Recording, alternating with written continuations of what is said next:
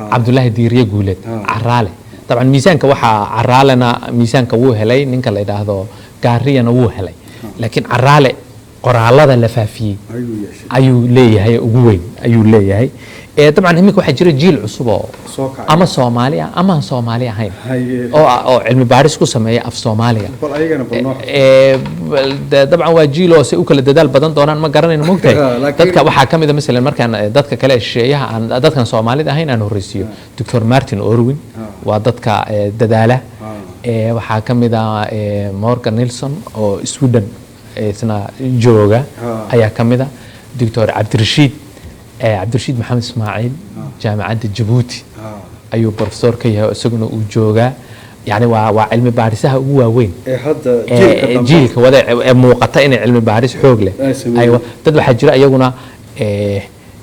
كمبيوتر كسيدة في صومالي فرصومالي ده لوجو أديكسن لها أو أيقو مركا هراء أما كمبيوتر بطة أما واحد كلا برتي أو هل كاس كشقيان ويجران مركا على كل نوعية سن ودت كاسين ويجران مركا هذا جيل أيقونا أنا رنت وحفي على قفل الكرة ها ويا هي حلي كان تدال هذا الصعدة مكان أيقونا المباريستا واسدة تدال هذا الصعدة حلي كان المباريستا واسدة حلي كان حد عن كتشرنا ها حلي كان هرتا حليادي هراء وكجد وين هاي ويا أرجع من مدة دير صار رشتي قرالة بدن علم باريس ولا سميه كويا له أو تكبلا بيسي أو تحرق أنت الدناين يسوء كرداي أو بدنا هل كبرجي هراء دد يرى هاين كده من الدولة دي سوماليا أي هاين هذا الدولة دي سوماليا ما هجيس كأفريقيا واحد دناين يا سومالي دي تكني ها إثيوبيا سومالي دقنيد والدنيا ويدنينيان جيبوتي ويدنينيان محوها سومالي دي كلا إسكبداية سوماليا وحلم إذا سومالي دو حي كم النقطة وتمضى رير قلبات كدت كدكن قريب كم إذا جامعة دي حرمي علم باريس ويدنينيان ها وحيابها سودان ما وحيابها مقتاي ويساكر دين وحكله كجرا حرمها اسمه كاركس قاركود وهير قرن صدا جيبوتي معهد كأففك جيبوتي له وتصالحان دانو سوق قادنا أكاديمية علمية فنكي شوغان تدبلوسو نولي سومالي مكان سوق قادنا معهد ك أف سومالي جامعة جيجيجا كترسن دولة ديجان كسومالي دو أي لا ده هاي كيالا وحيابها سموت واهر وحكلو جرا ما دام الدنين تو أي كورناي وحجرا هير قبل تصالحان وحجرا أكاديمية وليه هاي ururkan midowga African Union oo marka magaceeda la soo gaabay loo yaqaan akalan African Academy of Languages Mali bay ku taala xarunteedu afafka Afrika lagaga hadlo inay cilmi baaris ku sameeyay kobcisay xoojiso ayaa loo sameeyay 2001 baa la dhisay akademiyada wax la soo xulaba 12 af baa la soo xulay inay mudnaanta siiso ee shaqo ka qabato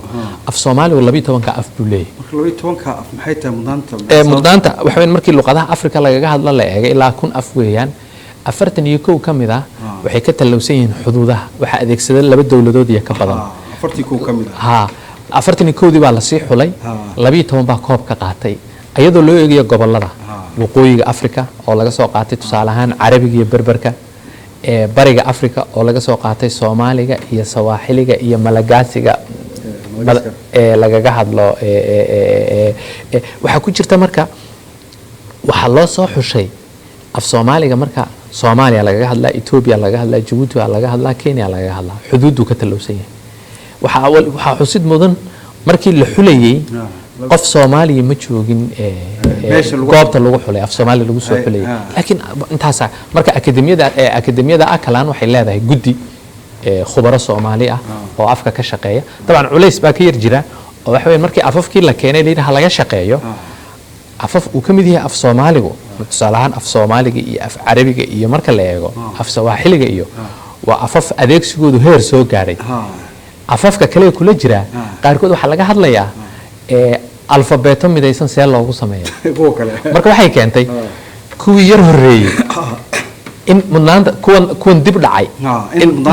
la siiyo dabcan culays dhaqaalana uu iska haystaa mugti miisaaniyad badan ma helayaan marka in kuwa mudnaanta la siiyo marka taas waxa kaloo ka mid ah 12 waxaan u fahmay in afafkii lagu shaqeeyay waxbarashada gale ee dawladdu maya ma wada gelin in xuduudda ka talowsiin baa muhiim qaarkood alfabeeta ma leh alfabeeta ma leh tirada dadka in lagu maya tirada dadka haddii tirada dadka oromada geli lahayd oo ilaa 40 milyan gaaraysa waxa lagu eegay dhowr qodob baa loo eegay afku yani muxuu kuwa kala dheeryahay marka arinta laf dhabarka u ah waa inuu xuduudda ka talowsan yaho dawlad ka badani ay adeegsato qodob soo maaha oo halkaa waa mid kadibna markaasaa qodobada kale ay soo gelayaan marka tusaale ahaan lama soo qaadanin af amxaar lama soo qaadanin oo amxaarigu haddii la eegayo tirada dadka soomaalida ka badan baa ku hadasha af oromo lama soo qaadanin geeska africa ee soomaali baa la soo qaatay tirada dadka ku hadla marka la eegana oromadaa ka badan oo af amxaarka dadka ku hadla ayaa ka badan labadooda midna lama qaadanin marka taas waa mid ah waxaa kaloo la mid ah akademiya goboleedka af soomaaliga markii 40 guuradii qorista farta soomaaliga la joogay waxaa loo arkay in akademiya loo sameeyo heer gobol ah magaceeda heer gobol marka laga hadlayo waxa weeyaan waa Soomaaliya iyo Djibouti iyo Kenya iyo Ethiopia iyo Soomaalida qurbaha jooga ayaa iyadana 2013 June ayaa loo sameeyay iyadana marka akademiyadaasna waa markii laga hadlayo waxa muuqata dadaal inuu jiro isu soo taraya oo xoogeysanaya oo hay'ado iyo dad intaba waayahay waxaad aragga ku dhufatay akademiya goboleedka af Soomaaliga maxaa loo aasaasay akademiya goboleedka xaggeysee asalka fikradii ay ku aasaasatay ama go'onkii ay ka soo bilaabatay dugsigeeda bal ayadu sharaxaad guud naga sii bad iyo waxa dad badan isku qaldaa inta badan akademiyada cilmiga fanka iyo suugaanta Soomaaliyeed iyo akademiya goboleedka af Soomaaliga ayadana badan labadaasi madmadowga ku jira ayadana ka saar akademiya goboleedka af Soomaaliga gobolka geeska Afrika loo jeedaay fikradeedu way isu soo tareysay ilaa 90-aadkii iyo يعني سجاشانك واحد عايش سومالي دونه وين باهدي دولتي سومالية إنه ماشي كبحث إذا مركي باهدي موقتي ده كنا وين باهين ما أروح سنة مركا أفكي سوماليا دولة يعدنا ينسى مجرين هل كان مركا داوعيان سو غاري adeegsigiisa ku saabsan oo adeegsigiiba hoos u dhacay tusaalahan waxbarashadii lagu adeegsanayay baa isdhimaysa warbaahintii baa isdhimaysa cilmi baaristii lagu sameeyay habayntii adeegsiga afka waxyaabaha dhaawac soo gaaray halka marka waxa laf dhabar ka ahaa arintaasi in ku baraarugeeda wax ka qabashadeeda Dr. Maxamed Daahir Afrax waxa la sameeyay marka uu aasaasay Somali Pen naadiga hal abuurkii qalinleyda Soomaaliyeed oo Somali Pen magacaas caan ku ah oo Djibouti marka hore London kadibna xaruntiisu Djibouti noqotay naadigaas marka wuxuu qayb weyn ka qaatay sidii wacyiga lagu baraarujin lahaa wacyi u abuuro dhibaatada jirta qayladaan kusoo qayladaan mugti tabar male weyn qabanayaan waa naadigu uma kama hadla naadiga hal abuurkii qalinleyda Soomaaliyeed af Soomaali kama shaqeeyo inta wax qorta weey laakiin afkii adeegsadeen baa af Soomaali ah marka war afka dhibaatadiisii bay wacyi gelin ka sameeyeen mugtay waxa halka xusid mudan iyaduna bogaadin mudan madaxweynaha Djibouti mudan Ismaaciil Umar Geelle inuu qayladhaantaas sidoo wax uga la qaban lahaa codkii qayladhaantaas Somali Pen inuu maqlo uu xarun siiyo uu taakuleeyo shirarkooda uu martigeliyo markii dambe 2012kii naadiga Somali Pen ayaa waxa 40 guuradii qorista af Soomaaliga December baa lagu qabtay shirweyne Djibouti aqoon-yahano kala duwan baa ka soo qayb gala Soomaali dadan Soomaali ahayn intii guddigii qorista farta Soomaaliga ka noolayd oo isugu yimid Djibouti waxa la istusay in warqayla dhaantani man hay'ad cilmiyeed ka sameeyno hadan maanta dhan calaacal iyo qayla dhaan la wado ilaa shaqo ma noqonayse markaas waxa ka soo baxday halka in la qaatay in la sameeyo akademiya goboleed guddi baa la aasaasay 9 qof ah guddi baa la magacaabay 9 qof ah oo laga dhawaaqay December 2012kii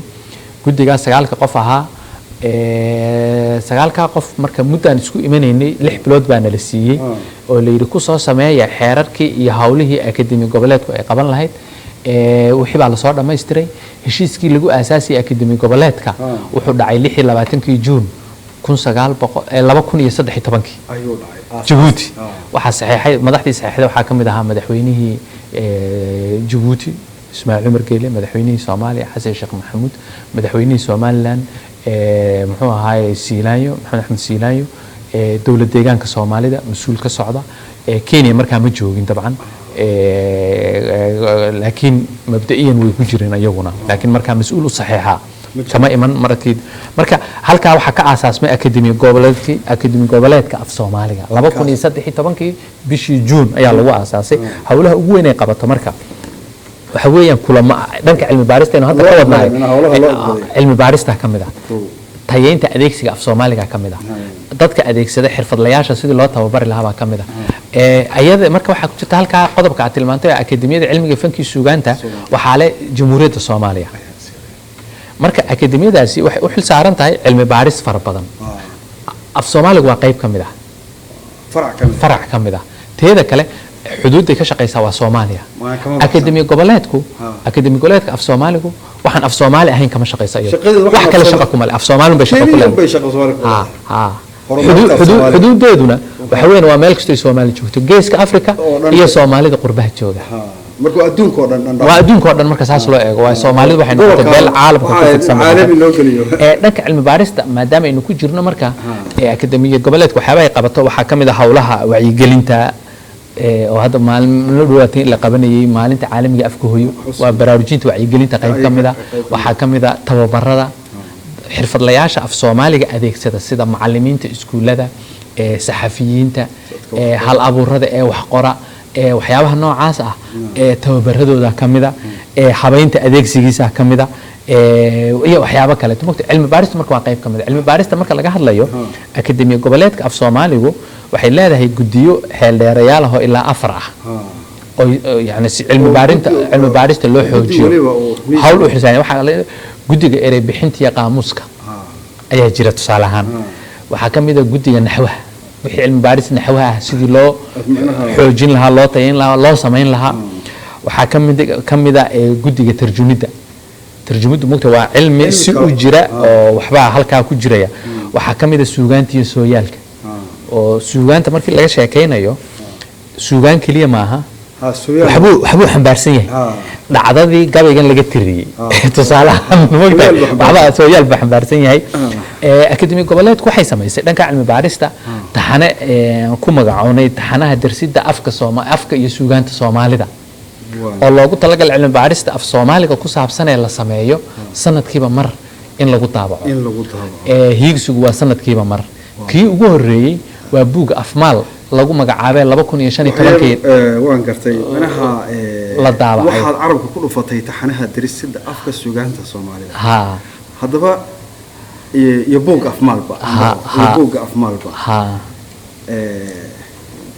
ugu horeyn bal buugga afmaal muxuu xambaarsan yahay horta manaha cilmi baaristiisana ilaa intee bay ku eg tahay yaase ka qayb qaatay horta laba buug ba ilaa imika akademi goboleedku ay soo saartay buugga hore waxa la yiraahdaa afmaal waa ka koowaad waa buuggan afmaal marka waxa la yiraahdaa waa taxanaha darsidda afka iyo suugaanta Soomaalida waa kiisii koowaad waa afmaal buug labaad baa jira waynu kan faahfaahintiisa waynu soo noqonaynaa kan 2015 ayaa Djibouti lagu daabacay afmaal waxaa tifaftiray Cabdirashiid Maxamed Ismaaciil oo jaamacadda Djibouti ka tirsan akademiga goboleedka af Soomaaliga ka tirsan professor Cabdalla Umar Mansuur jaamacadda Roma Tare ka tirsan akademiga goboleedka af Soomaaliga xeel dheerayaashooda kamid ah iyo Marwo Seynab aadan sharci ingiriiskay joogtaa waxay kamid tahay ubadka Soomaalida halka waxay leedahay xarun la yiraahdo Galool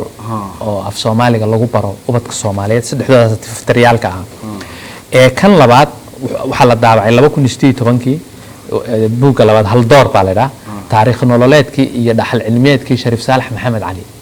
ayuu isna ka hadlaya marka ilaa imika labada buug ayaa ka soo baxay buuggan afmaal hadeen u nimaadno saan tilmaaman carabka mar dhaweyd ku dhuftay 2012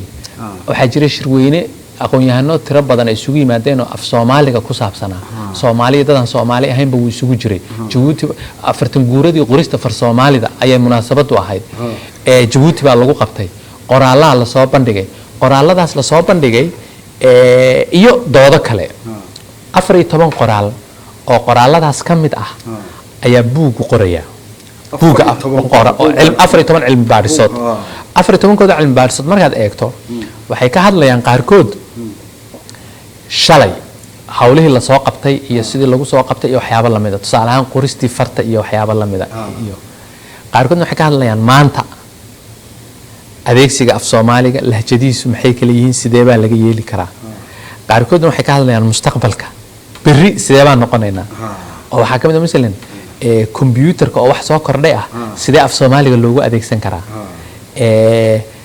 qoritaanka sidee mid looga dhigi karaa iyo waxyaabo la mid ah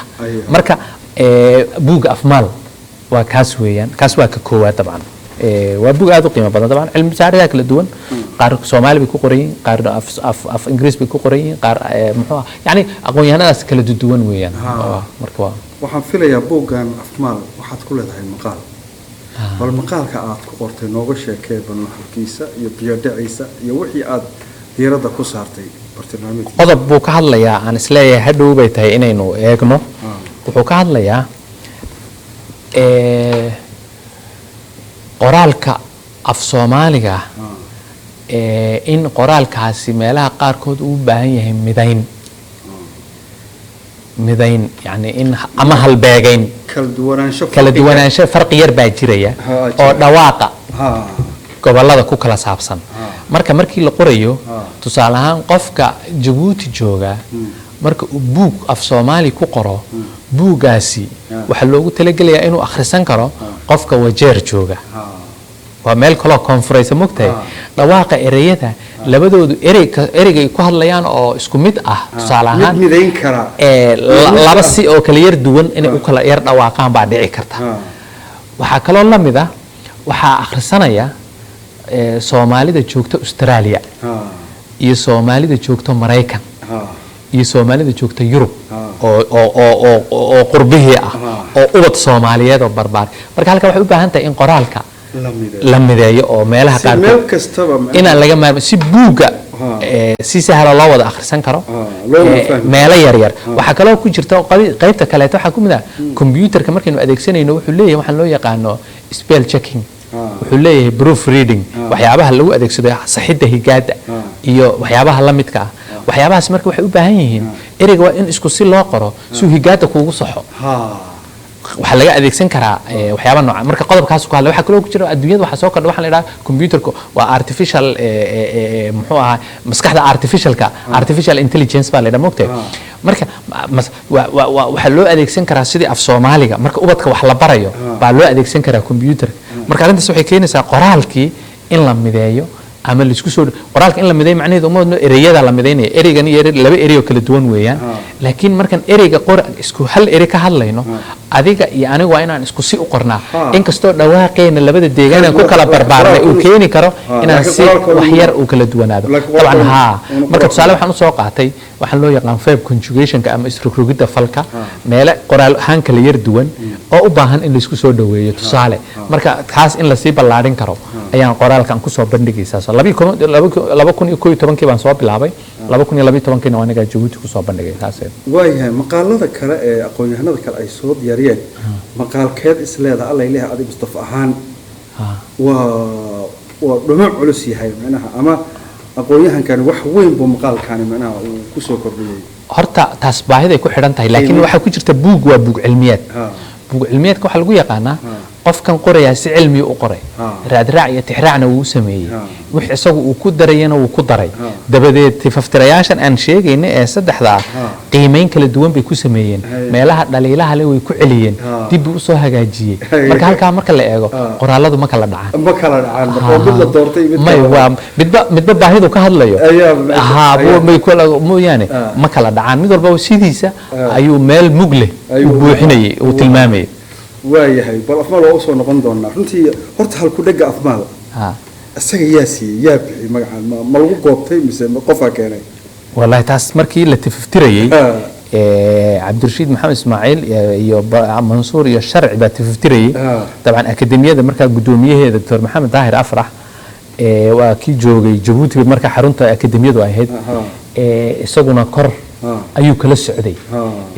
anagu tifaftirka qoraalada qaarkood waan ka qayb qaatay laakiin marka isagoo afmaa leedaan baan markaan u arkay waxaa la weydiiyaa afrax iyo saddexdan afartoodaas mid qof laga weydiiyo baa la weydiin karaa iyaga xogaan u soo noqdo kaas waa lagu badnaaye runtii buug kaloo dhaxalgal ah oo alla ilahay in badan joogistiina iyo kadib ay taariikhdu idin xusi doonto adiga iyo maax waa buuggan haldoor runtii waa micnaha ummaddii micnaha haldoorkeeda xustaa micnaha jiilkeeda dambena wuu hagaagaa runtii xaqiiqdii laakiin ummaddii haldoorkeeda xusi weysaa haddii wax la tiigsadaba ma laha jiilku waxay soo tiigsadaan oo ay micnaha ku hirtaan ma yeelanayso marka runtii waa tallaabo runtii aan horta idinkugu bogaadinayo qudhayda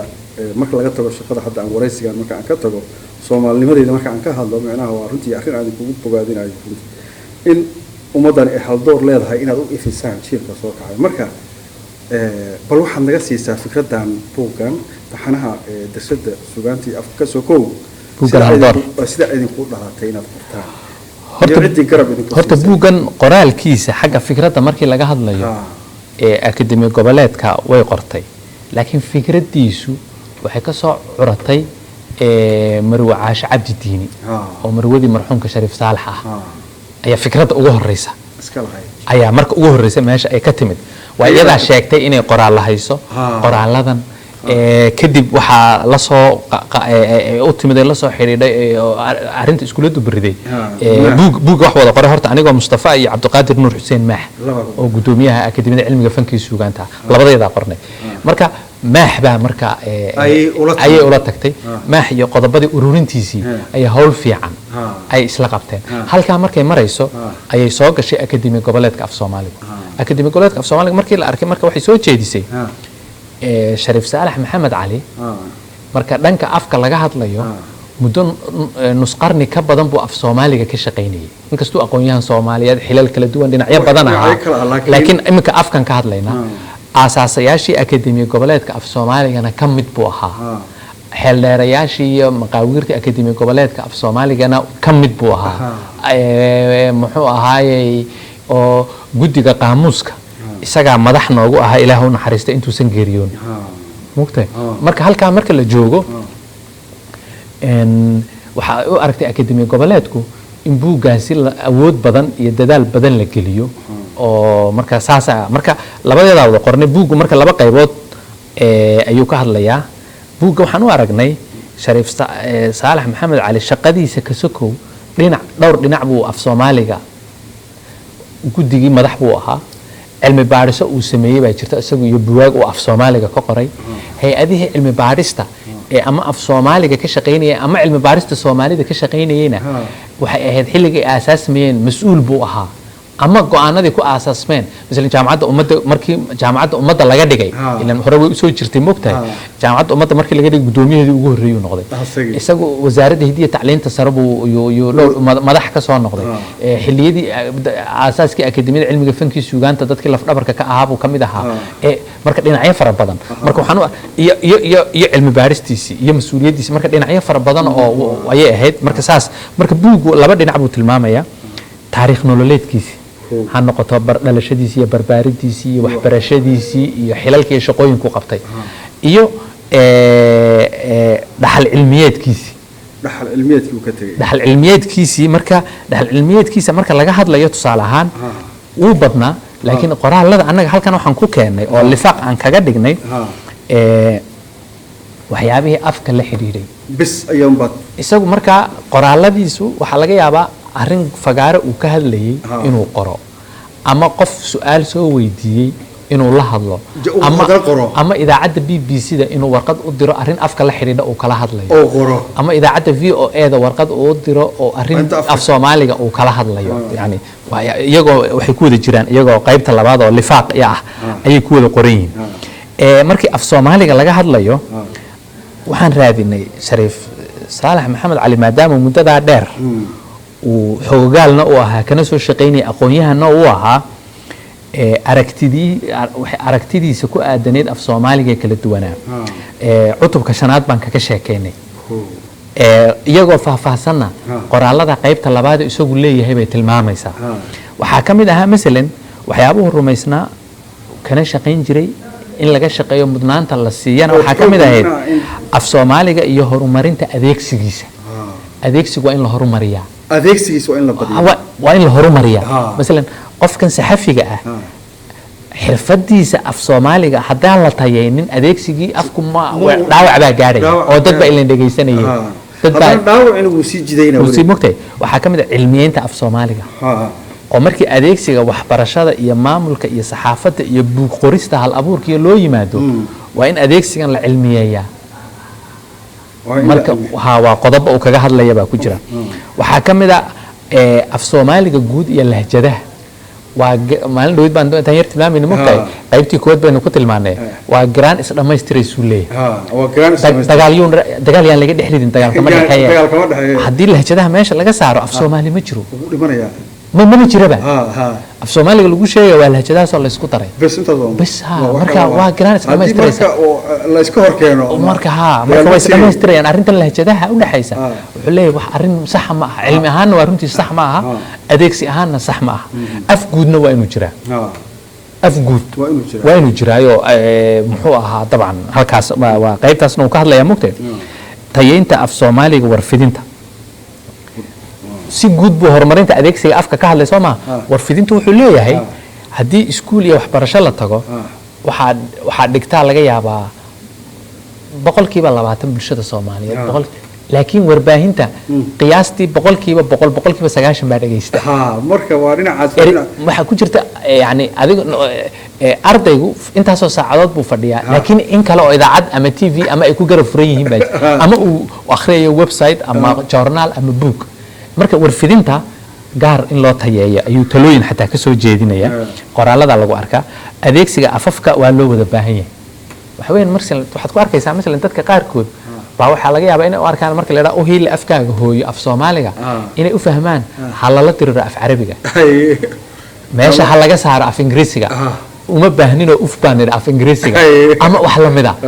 sax ma uu leeyahay afkaaga hooyo meel aad uga baahan tahay oo ku adeegsanayso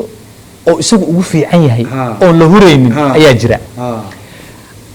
afka Carabigu oo afkeenii labaad ah meelo aan la hureynin oo lagu adeegsanayo oo af Soomaaliga una ku buuxinayn ayaa jira afka Ingiriiska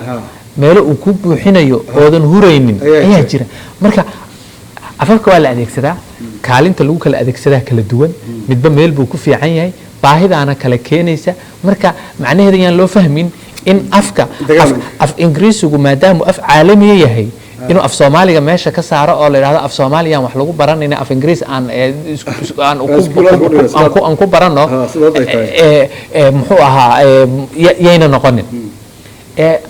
marka halka wuxuu sheegayaa afafku waa wax loo wada baahan yahay dagaal kama dhaxeeyo baahideena midba meesha inoogu haboon baan ku adeegsanaynaa inaga aynu marka aynu sida inoogu kala baahan yihiin aan ugu kala baahannahay aynu u eegno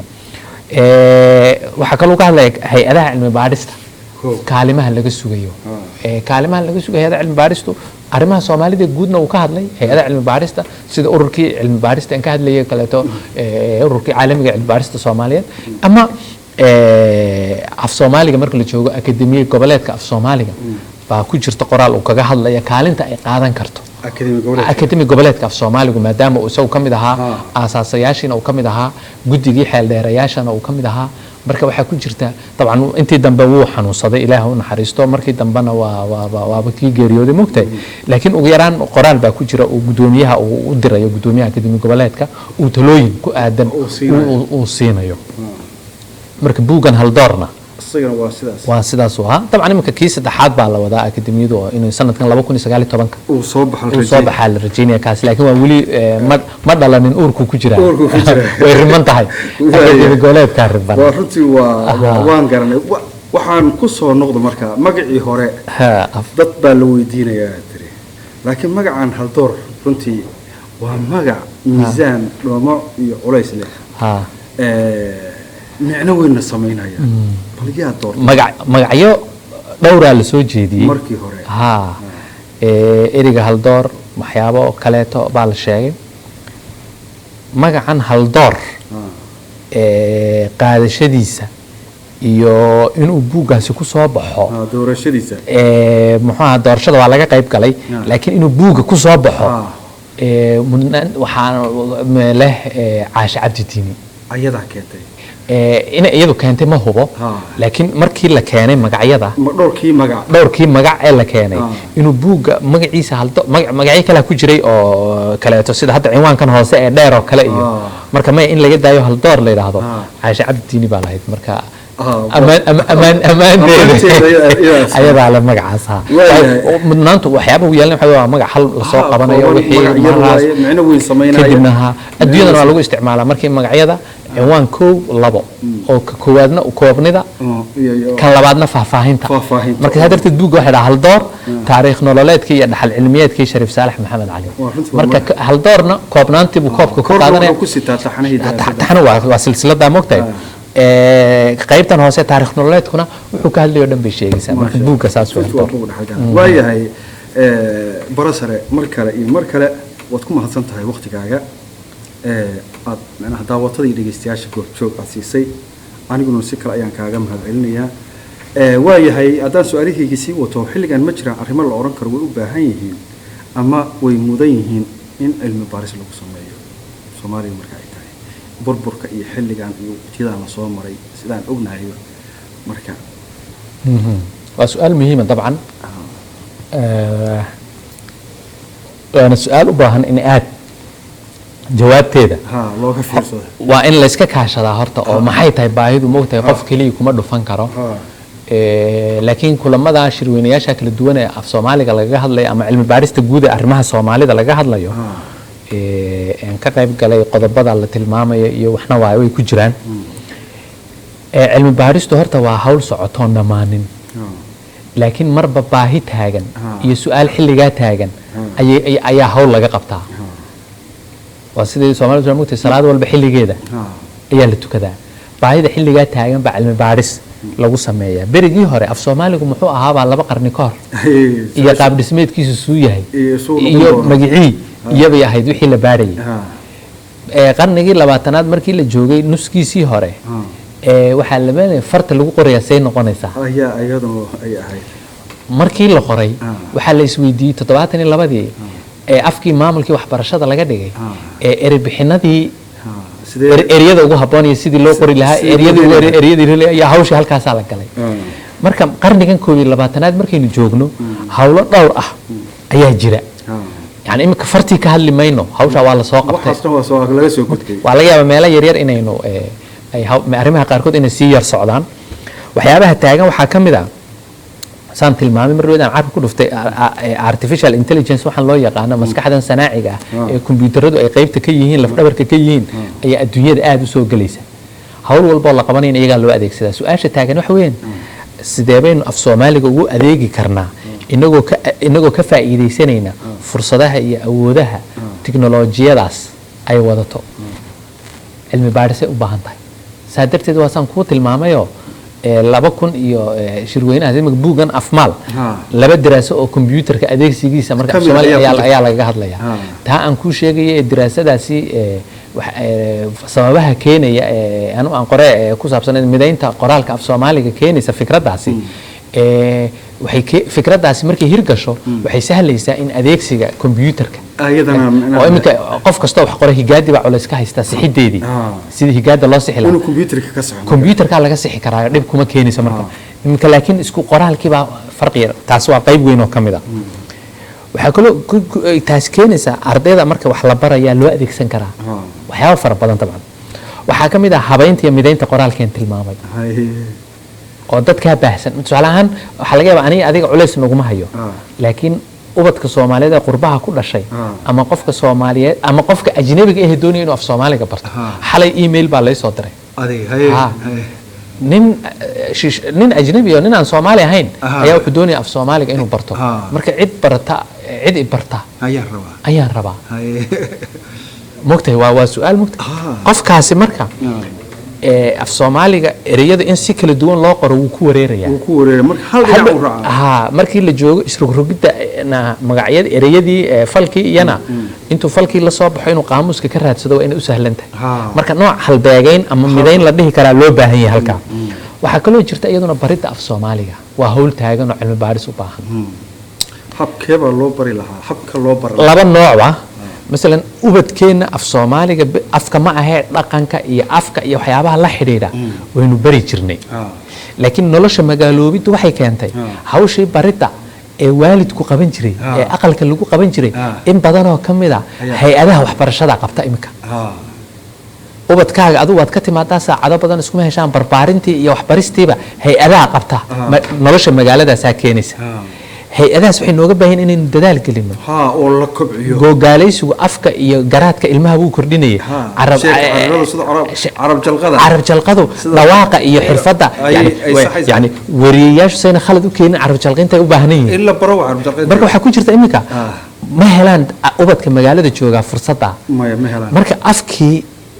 marka inagu kaalintii waalidka iyo hay-adihii waxbarashadu intay gabeen kaalintii waalidku meeshay ka baxdo magaalada ka saartay hay-adihii waxbarashadana dadaal lama gelin markaas hadda waxaynu ku elaynaa dhalinyaradan afkay ku hadlayaan dhaliiluu leeyahay dhaliilu waa dhaliilihii barbaarinta la soo khalday waa dhinac hoose ka soo khaldan ay ka soo khaldan mugtay taasaa waxaa kala mid ah ubadka dibadda jooga oo afkii Soomaaligu uun afkoodii hooyo ahayn markii dhinac laga eego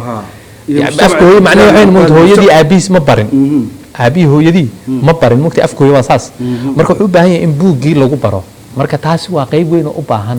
in xil la iska saaro waa hawlaha cilmi baarista u baahan ubadka qaybta kaleeto waxaan soo koobay mugtay mid walba ma faahfaahin karno hawshii ahayd ururinta af Soomaaliga ereyadiisa iyo qaamuuskii iyo ereyadii la ururiyo qaamuusya laga sameeyo ama suugaantii la ururiyo iyaduna waa arrin jiraysa weligeed oo socon doonta weliba taa ereyada adeegsigoodu maalin weyd baa nin oday oo is aragnay baa wuxuu igu yidhi war haddaad akademiga goboleedka af Soomaaliga tihiin ereyadii adeegsigoodii ereyadii af Soomaaliga in badan oo ka mid ah way iska sii adeegsigay ka sii baxayaan macnaheedu waxa weeyaan maskaxda dadka way ka sii moogtay ma daba qabataan oo diiwaan gelisaan oo ururisaan waa qof aan afba ku shaqaynin oo caadi ah laakiin dareemay baahida ayaa ku jirta waxa kale la mid ah cilmiga sarfigu wuxuu ka mid yahay cilmiga aan cilmi baarista badan lagu sameeyo saalax carab dadaal badan geliyay ilaahu naxariisto waa ka dhintay saalax xaashi carab marka wuxuu ka mid yahay marka cilmi baarisaha meelaha aad loogu sameeyo waxyaabahan aan sheegaynana kaalin weyn buu ka qaadan karaa marka cilmiga sarfiguna cilmiyadii kale hal la wado naxwihii iyo suugaantii iyo waxyaabihii la xiriiray waxa kaloo la mid ah dhanka suugaanta marka la gaadho cilmigan suugaanta la xidhiidha tiraabta iyaduna waxyaabahan cilmi baarista badan lagu sameeyo ayay ka mid tahay qaybta kaleeto aan kusoo gabagabayno iyaduna u baahan waxaa ka mid ah erey bixinta waxyaabo cusub baa soo baxaya erey bixin bay u baahan yihiin ereyadaas qaarkood saxaafadda kale way bixisaaba iyada erey bixintii samaysa inta loo ururiyo in muxuu ahaa markii muddo la joogo waa la faafiyo oo la kala faa'iideysto arrimahaas waxay ka mid yihiin marka waxyaabaha hawlaha taagan iyo arrimo kaleba laakiin waa u baahan in hay-ado iyo aqoon-yahano iyo xil la iska wada saaro dabcan aad iyo aad baad umahadsan tahay barasare Mustafa toddobaadkan intaana kusoo gabagabaynaynaa bal kulley u malayn maayo wax laga dhargi karo inuu yahay cilmigu maadaama uu ballaaran yahay bal dib ayaan qaybta kale hadduu alla idmo ku qaban doonaa